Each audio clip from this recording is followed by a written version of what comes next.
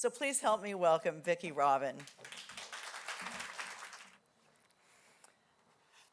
Hi, everybody. All of you who I cannot see because of the glaring lights. So we have a short amount of time to do a lot of deep stuff. And so we have to be like Neo with those bullets. It's just, the words are going to come at you, and they're just going to slow down. So let's see. I'm going to talk a bit about your money, your life, and since Michelle, my girlfriend over there, since Michelle did such a good job of talking about financial education and waking up from the American nightmare, I don't have to do that part of it, just to tell you that your money, your life is a 9-step program, step-by-step program to transform your relationship with money. It's not a program to save money. It's not an investing program. It's a program to transform your relationship with money, your sense of who you are as money, what money can and can't do for you, and what you're really up to in life. In light of your values, your dreams, and your higher purpose. It's putting money in service to your values rather than your life in service to money. And for me, I've said that sentence so many times, it's not revolutionary anymore, but I watch people's jaws drop, like, is it possible that I could live a life according to my own best lights that reflects my values, where I'm the sovereign in my life and money is not the sovereign? Is that possible? So this is the program In Your Money, Your Life. It's 1 million copies around the world. And surprisingly, it has become the core text for people who are into something called FIRE, Financial Independence, Retire Early. How many people have heard that term before I just said it? Not many. FIRE, Financial Independence, Retire Early. I had not heard it until February 2017 when I'd already signed a contract to do this update of Your Money, Your Life. I'd signed the contract to do it for millennials because I thought our society was abandoning them.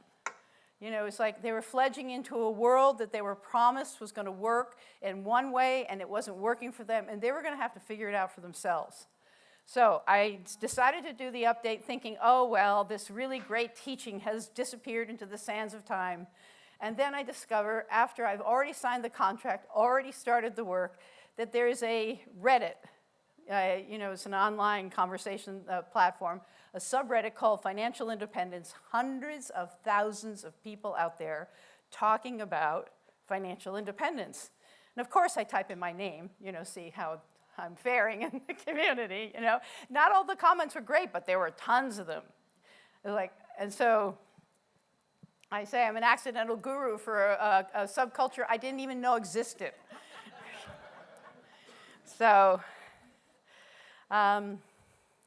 And so I wanted to talk to you a little bit about what I found about this subculture. This is sort of a little sociological section of our afternoon together.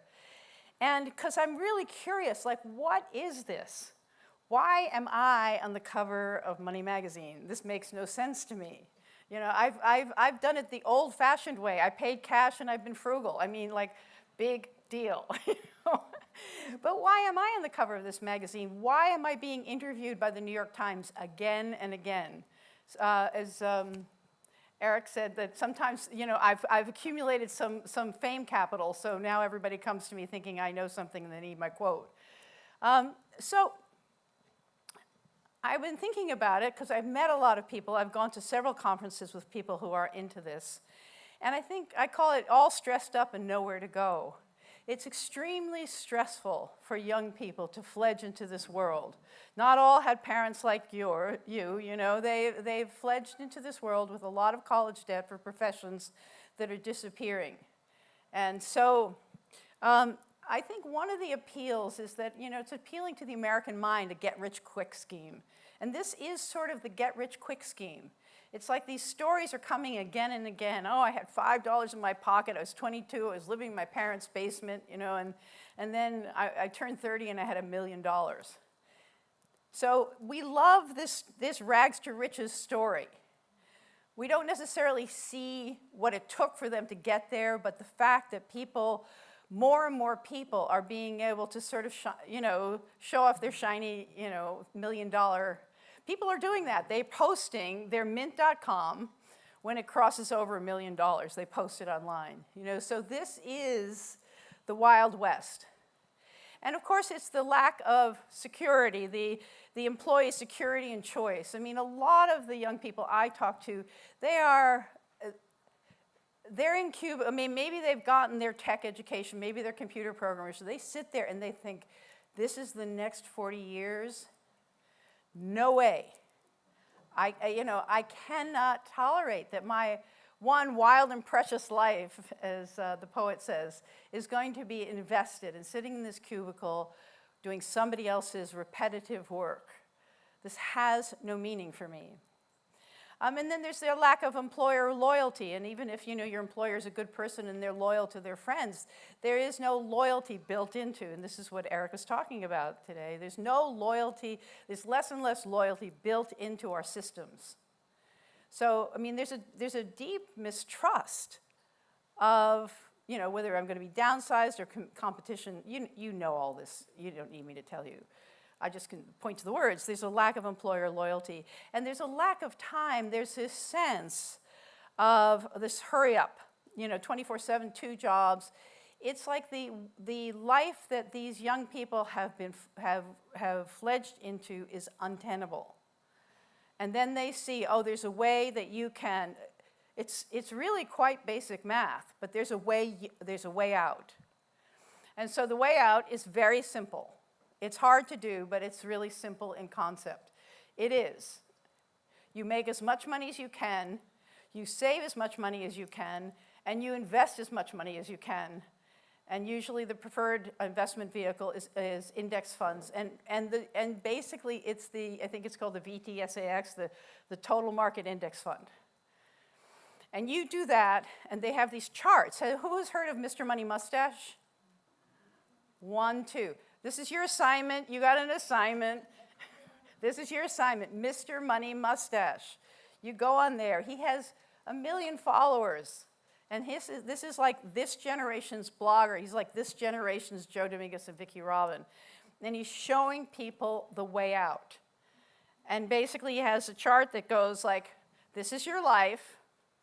And if you are saving 5% of your money, so let's say this is 0 to 100 years. And if you're saving 5% for your retirement, your death, let's say this is 100 years, your death is out. Your retirement date is way out here. In other words, you all will retire after you die, and that's about it. So basically the chart shows you save 10%, and you're moving your retirement date forward. You save 15%, moving it forward, 20%, moving it forward. And so you save 50%. People see that if they save 50 or 60% of their income, they can get out. And the motivation to get out of a game, get out of the matrix, is very, very high. So they become overnight super savers. I tell you, people, it's like in the old days with Your Money, Your Life. People, they read the Mr. Money Mustache blog, the Mad Fientist, F-I-E-N-T-I-S, Fientist, the Mad Fientist. They listen to the podcast at Choose FI. It is a whole world out there of people who are getting themselves financially savvy very, very quickly. After one weekend, they go like, I'm doing this. And they become unstoppable. They do that in 5 years. They go from $2 in their pocket to $1 million. So there's also this unique opportunity of a long bull market. So this works because you can also see that if I had put $1,000 into the market, into VTSAX, the Total Market Index Fund, if I put it in 2009, and not touched it, that would be worth a tremendous amount of money now. So they are actually habituated to a bull market. So they actually believe part of this thing is I can invest in this one product and it will not fail me because they have not seen it fail. So I'm just saying I think that it's a little limited perspective. And there are unique entrepreneurial opportunities because the online making money online is the Wild West. And these guys have figured out it's really interesting to be part of this for a couple of years and see that the early adopters actually exploited a niche that is now, at this moment, pretty full. and it's harder and harder for people to do it. But early on, you could start writing a blog, you could set up stuff, you could set up stuff with Google where you put in ads on your blog, you could build an audience, the more eyeballs you can guarantee, the more you can sell your ads for. It's mechanical, and people are making money like bandits in this online world. Blogging, monetizing the blog, affiliate codes, on and on and on. So these young, smart people are figuring this out. And I also think that, and this is, I just feel like I'm doing a combination of Michelle and Eric today. You know, the wealth gap is actually a big driver, because if you feel like you're standing on a moving sidewalk and you were like, it was moving and everybody was moving at pace, and maybe some people were getting ahead, but that was okay because the sidewalk was moving forward, and now you feel like your sidewalk is moving backwards, the motivation to jump off yours and get onto some conveyor belt that's moving forward is massive. So the bigger the wealth gap, the more there is this, I call it a smart rat motivation to get yourself onto a safe conveyor belt. And so who are the people who are making this work? You know, clearly it's not everybody, because you have plenty of people showing up who haven't heard about it. These people I'm meeting, and I say these people, it sounds like othering them, but you know, it's a bunch of like relatively young, really smart, mostly techie and scientific, quite left-brained, young people, a lot of them men, who have figured this out, largely Asian or white. I mean, so you know, it's not like the community that your heart is moved to serve. I'm just describing who I'm meeting, who are the people who are finding this path. More men than women, and the interesting thing for me is that my motivation in writing Your Money, Your Life, I wanted to help people. You know, I wanted to liberate people's minds. I wanted to help people, you know, get on top of their finances, because there was so much more in them to give to this world. You know, that was my motivation. These guys are like very high on personal responsibility. Like, nobody is out there to save me. I will save myself. I have only one life to live, and it's my life to live, and I'm going to get on the personal responsibility wagon. But they're very libertarian. It's very low on social responsibility. As a matter of fact, as I'm talking to people, I find that something that is obvious to me is not as obvious to them. I'm reporting. I'm not saying good or bad. What's obvious to me is that there's something called society, that there is a collective reality. It is, you know, and that idea of we give into the common pot, and the common pot is there, and we can take from it. Some sense of collective reality. And I heard Eric this morning struggling. As soon as the word collective came out of his mouth, he had to assure everybody, I'm not a socialist. You know, there is an antipathy that is growing in our society for the notion that there is a collective reality, that society is not just an epiphenomenon of a bunch of self-interested individuals exploiting opportunities for their own good. I found two people in this FIRE movement their aspirations, they actually are starting to go through identity crises when they bust through. Then they call it the scaling the wall of fear and pulling the trigger and firing. You know, when they get onto the other side, when they get their freedom, they haven't had a thought about what is freedom for, and who else is out there who's free. You know, they haven't thought about what to do with this life. So about a couple of years go into like learning to play the guitar, traveling.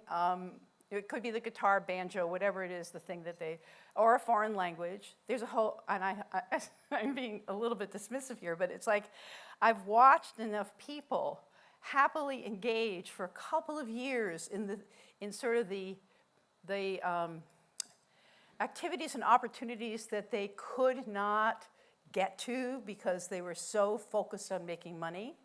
And so they happily expand into that much of a world they could imagine. But beyond that, they're having to, like, there's an identity crisis. Like, who am I? How do I fill another 40 years? And so I'm trying to tell people, like, look, A job is not work. Your job is not your work. If your job is your work, God bless you, you're in the 1%. But for a lot of people, their job isn't their work. Their work is whatever they say it's their purpose or mission or joy or what they're here to give, what their talent or blessing or whatever you want to call it. You know, that thing inside them that when that gets used, you know, the hours fly by, you're in a flow state, you love giving it, nobody can stop you. That's your work. And your job is just something to make money. You know, your job is for money. And so, because they have, but your job also in our society is a basket into which we put identity, purpose, community. You know, our jobs have taken over, we're so identified, that, you know, when people in the fire community, when they fire, they might have gotten rid of their job and had a passive income, but they have not solved identity, meaning, purpose, belonging, you know, and how to shape another 40 years of their lives. So I'm not relating this to your work because I don't understand your work super well, but I'm just reporting on something that I found that was invisible to me, clearly, because I was the guru of a movement I didn't know existed. and it's really an interesting phenomenon. I still don't understand what it means. Is it just that it's evidence that our young people have nowhere inside the economy to go that means anything to them, and so the smart ones are figuring out a way out. So one of my interesting things is, how do I serve the people who, as they exit the job world, they've got their passive income, how do I serve them? Because I've been out for 50 years and I have been very employed, but I haven't made a lot of money. And also they're quite apolitical. Because I keep trying to bring up to them, let's see, yeah, let me just go back one. I keep trying to bring up to them, like, let's imagine that there was like FI, financial independence for all. What would that look like? FI for all. It's like, first of all, that's not a question that means anything. Like, why I got mine, Jack, you know, I'm free. I have a family I love, and I have things that I enjoy, and I have my house, and they're not thinking politically. So I have actually put together, from my experience this year with the people in this subculture, a policy agenda, which I call FI for all. What would a world look like in which people were able to be financially secure enough to be able to build a life inside a shared reality called society and economy? What do we need? What are some of the conditions we need? I mean, I've lived most of my life, I am not a policy wonk at all, you know, and you can probably, you know, shoot holes in everything I'm saying here, but it comes to a point where compassion is actually policy. Compassion is we help each other out one by one by one by one, a little string pulling each other along, but we also help each other out by thinking about what are the interventions in this system that is going to start tilting the playing field so that there's like sand in other people's sandboxes to play in. And so I think single-payer healthcare is something that is on the horizon. It's coming, and it's happening state by state. And if you think about it, one of the reasons people are stuck in jobs that they can't stand, working for people that they don't respect, one of the reasons they are there is because they cannot imagine, they can't put themselves outside of corporate job and risk not being in the aftermarket for healthcare. And so we have to do this. If corporate America is shedding jobs, it means it's exiling people from the sickness healthcare system. So we have to make this change, left, right, center, whatever. We have to find another center of payment for access to healthcare services. So I think that's one of the things that I was hoping that my companions in this fire community would go like, yeah, let's work for, you know, because it's in their self-interest. People are staying on years in jobs they can't stand with $1 million and then accumulating another million because they can't figure out the healthcare thing. So, and then the second one is affordable K through 16 education for everybody. Obviously, you know, if if your ticket to a middle-class lifestyle, if there is such a thing still, if your ticket is at least a BA, and we make the price of a BA a debt that can never be paid off with the middle-class salary that you've achieved by getting that BA, then that is like a dead end, that is does not work. That is the matrix. So other countries have figured out how to do this. We've got to do it. We've got to stop graduating our young people with massive debt. And there are state by state, this is happening. Constituencies are happening for this. As soon as I talk about it, oh, God, that's socialism. It's like, yeah, exactly. There's a thing called a society, and our society has to think about what our society wants to do. I know, I said a word there that you don't even recognize anymore called society. But we have to work on this. Third thing I'm really interested in is universal basic income. And it's basically saying that there is, if you're a citizen of a society, that the wealth of the society, much of it, the infrastructure of our society was created by nature, our ancestors, the systems that have been set up. We act like, we're self-made men and women, and we're just little trinkets on the Christmas tree. Our lives hang in the balance of an infrastructure that we didn't create. We're just learning how to participate in. So part of that needs to be that if you're a participant in the society, you get a dividend, the citizen dividend, from some of the wealth creation of this past year. Like the Alaska Permanent Fund, that they've set up for every citizen in Alaska gets a percentage of the profits of the oil exploitation. The conversation about universal basic income is so interesting because libertarians like it for one reason, and socialists like it for others. Social democrats, we're not talking about socialists. Social democrats like it for another reason. And the tech people are all over it. So universal basic income is a question of how does everybody in the society, apart from one person in the society judging the worthiness of another person in society, how does everybody in the society share a portion of the wealth sufficient to have a society where nobody's falling off the bottom? We got to ask that question. I know, it's long. Anyway, and then my final part of it is a year of service. I think we need, there's so many, there's mission work, there's Teach for America, there's AmeriCorps, there's Vista, there's Peace Corps. There's so many ways in which young people do a year of service, and also military service. The way you kick in your universal basic income is through your year of service. I could go on and on about this policy agenda, but all I'm saying is that this is where I'm thinking now that we have to take care of ourselves. Personal responsibility is necessary, but it's not sufficient. This sort of conversation about how do we assure a sufficient level of capacity of all of our citizens that we can all be our best selves with one another to make a better world. Yeah, I think I can skip over that because we have to keep going. So here we go. Yeah, so now we're going to hop over.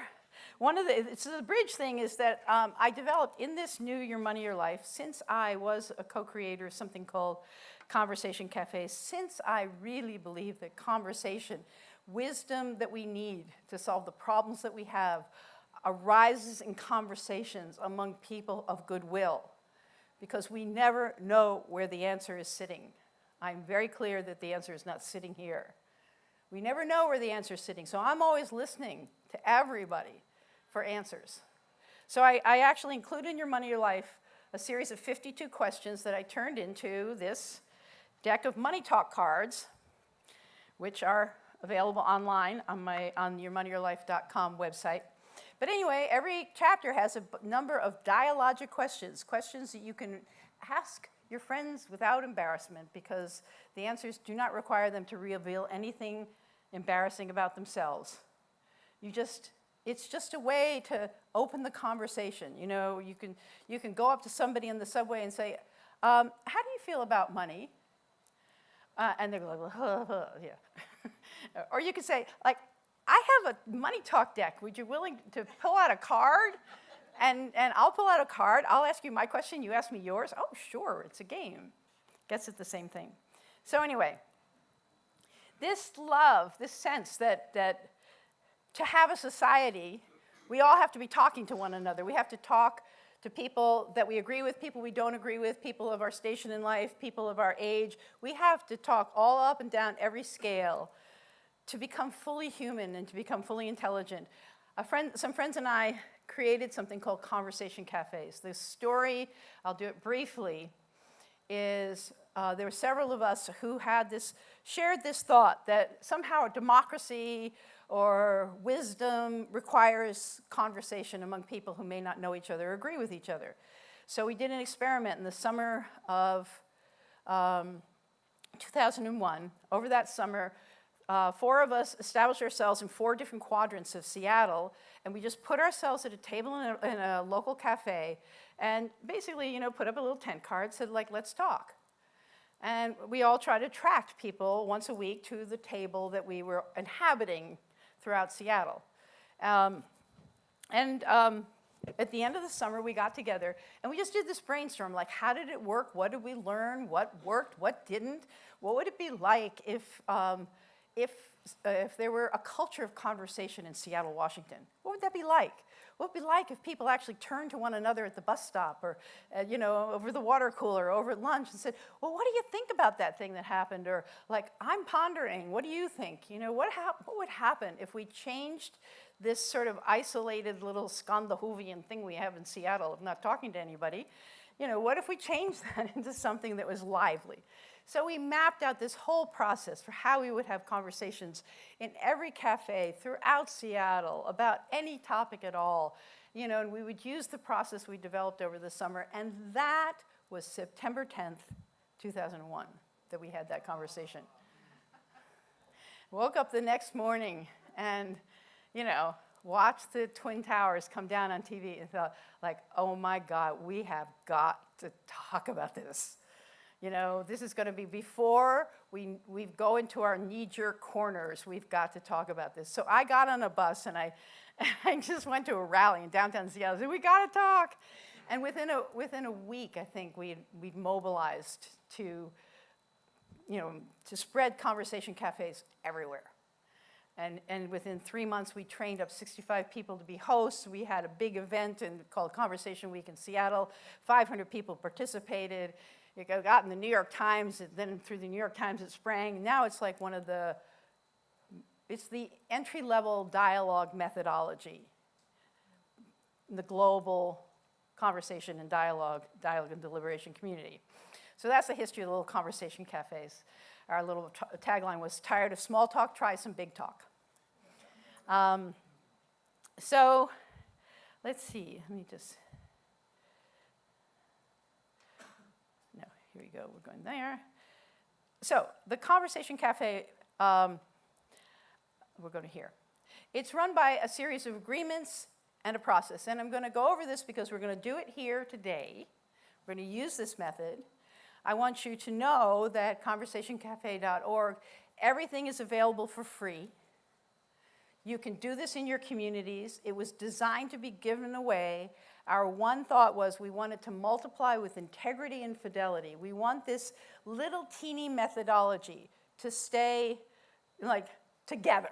We didn't want anything and everything to be called a conversation cafe. So we worked hard to create a set of agreements and a process that we felt in almost anybody's hands was a fairly sturdy way that people could shift from small talk to big talk. So the agreements are, let me just check my time here. We need to be getting on with it. So the agreements are, and we're gonna leave this slide up because after I stop talking, we're going over to those tables. I'll explain to you how we're gonna do that. But you'll have reference to these agreements because these are, we all nod our heads. Yeah, this is how we're gonna behave together. At our tables during our conversation cafe. We can go back to being a wallflower or a loudmouth or talking over people or never saying our opinions. We can go back to our old ways when we leave the table. But at the table, our agreements are to be open-minded, to listen to and respect all points of view. You know, it's like, how are you going to think in a complex world if you won't listen to points of view that don't agree with yours? So when somebody gives you a point of view that isn't yours, it's like, thank you. Not like, acceptance. Suspend judgment as best you can. We all know we're all judging each other all the time. You're doing it right now with me. Do you like my jacket? So we're all doing it all the time. It's just part of the mechanism of being a human, trying to assess your environment and seeing what's safe and what's not, what's food, what's poison. But we're trying to suspend judgment as best we can around the table. So the people who are, when you're speaking, you know that everybody at that table is doing their very best to suspend judgment as best they can so that you can speak freely. The third one is curiosity, is to seek to understand rather than persuade. Oh, it's so difficult. You know, it's like if somebody says something like that you don't agree with, you don't say, how could you say that? You say, oh, how could you say that? Get curious, right? Next one is discovery. You question your own assumptions and look for new insights. That's sort of an overall spirit of the thing. You're trying to refresh your own mind. It's not you're trying to prove to everybody how smart you are or hide from everybody how not smart you are. You're really just trying to refresh your own mind, and other people are giving you the opportunity. Sincerity. Speak from your heart what has and personal experience. You know, it's like a lot of times people want to like lecture one another about their opinions. That doesn't really fly, honestly. Nobody wants to hear that.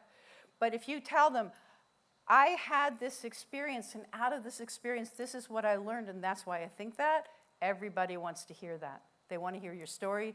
They don't want to hear your lecture. And brevity. Go for honesty and depth, but don't go on and on. In some of the social change groups I'm in, they talk about step up, step back. You know, if you're a person who tends to withhold your opinions, well, challenge yourself to step up, to get into the conversation. If you're a person who talks a lot at a table, and if you don't know you're doing it, just you can request your table just hold up their finger if you're over talking, that you'll get some really good feedback. Yeah, then you step back. So step up, step back. Okay, and so this is the process, and then we're going to go do it. So the process is, it seems structural, it seems rinky-dink. If we could have made it simpler, we would have made it simpler. If we could have said, just go and talk among yourselves, and that would work, great.